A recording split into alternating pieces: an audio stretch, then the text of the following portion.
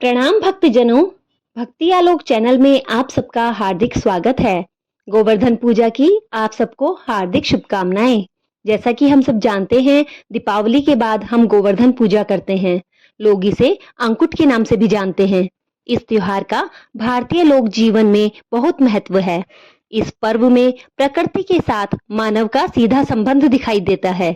इस पर्व की अपनी मान्यता और लोक कथा है। गोवर्धन पूजा में गोधन अर्थात गायों की पूजा की जाती है। शास्त्रों में बताया गया है कि गाय उसी प्रकार पवित्र होती है जैसे नदियों में गंगा। गाय को देवी लक्ष्मी का स्वरूप भी कहा गया है।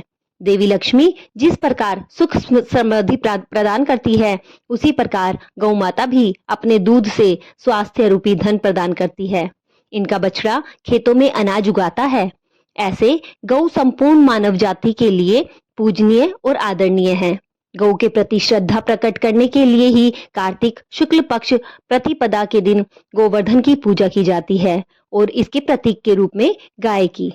जब कृष्ण ने ब्रजवासियों को मूसलाधार वर्षा से बचाने के लिए 7 दिन तक गोवर्धन पर्वत को अपनी सबसे छोटी उंगली पर उठाकर रखा और गोप गोपियाएं उसकी छाया में सुखपूर्वक रहे, 7वें दिन भगवान ने गोवर्धन को नीचे रखा और प्रतिवर्ष गोवर्धन पूजा करके अंकुट उत्सव मनाने की आज्ञा दी। तभी से यह उत्सव अंकुट के नाम से भी मनाया जाने लगा। गोवर्धन पूजा के संबंध में एक लोक कथा प्रचलित है। कथा यह है कि देवराज इंद्र को अभिमान हो गया था। इंद्र का अभिमान चूर करने हेतु भगवान श्री कृष्ण, जो स्वयं लीलाधारी श्री हरि विष्णु के अवतार हैं, ने एक लीला रची।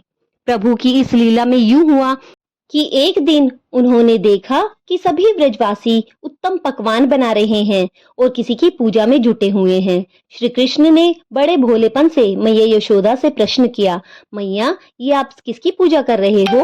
तो कृष्ण की बातें सुनकर मैया बोली, लल्ला हम देवराज इंद्र की पूजा के लिए अंकुट तैयार कर रहे हैं। मैया के ऐसे कहने पर श्री कृष्ण बोले, मैया हम इंद्र की पूजा क्यों करते हैं? मैया ने कहा, वह वर्षा करते हैं जिससे अन्न की उपज होती है और हमारी गायों को चारा मिलता है। भगवान श्री कृष्ण बोले, हमें तो गोवर्धन पर्वत की पूजा करनी चाहिए क्योंकि हमारी गायें वहीं चरती है।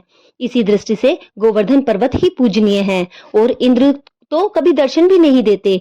वह पूजा न करने पर क्रोधित भी हो जाते हैं। अतः ऐसे अहंकारी की पूजा नहीं करनी चाहिए। लीलाधारी की लीला और माया से सभी ने इंद्र के स्थान पर गोवर्धन पर्वत की पूजा की। देवराज इंद्र ने इसे अपना अपमान समझा और मूसलाधार वर्षा प्रारंभ कर दी। प्रलय के समान वर्षा देखकर सब ब्रजवासी भगवान कृष्ण को कोसने लगे कि उनके कहने पर यह सब कुछ हुआ।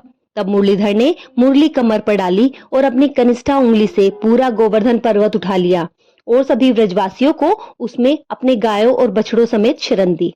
इंद्र कृष्ण की यह लीला देखकर बहुत क्रोधित हुए और वर्षा तेज और कर दी। इंद्र की मान मर्यादन के लिए तब श्री कृष्ण ने सुदर्शन चक्र से कहा कि आप पर्वत के ऊपर रहकर वर्षा की गति को नियंत्रित करें और शेषनाग से कहा कि आप मेढ़ बनाकर पानी को पर्वत की ओर आने से रोके। इंद्र निरंतर 7 दिन तक मूसलाधार वर्षा करते रहे। तब उन्हें लगा कि उनका सामना करने वाला कोई आम मनुष्य नहीं है। अतः वे ब्रह्मा जी के पास पहुंचे और सब वृतांत कह सुनाया। ब्रह्मा जी ने इंद्र से कहा कि आप जिस कृष्ण की बात कर रहे हैं वह भगवान विष्णु का साक्षात अंश हैं और पूर्ण पुरुषोत्तम नारायण हैं। ब्रह्मा जी के मुख से यह बात सुनकर इंद्र अत्यंत लज्जित हुए और श्री कृष्ण से कहा, प्रभु मैं आपको पहचान ना सका, इसलिए अहंकारवश भूल कर बैठा। आप दयालु हैं और कृपालु भी हैं, इसलिए मेरी भूल को क्षमा करें। इसके पश्चात देवराज इंद्र ने मुरलीधर की पूजा कर उन्हें भोग लगाया। इस पौराणिक घटना के बाद से ही गोवर्धन पूजा की जाने लगी। ब्रजवासी इस दिन गोवर्धन पर्वत की पूजा करते हैं। गाय बैल को इस दिन स्नान कराकर उन्हें रंग लगाया जाता है व उनके गले में नई रस्सी डाली जाती है। गाय और बैलों को गुड़ तथा चावल मिलाकर खिलाया जाता है।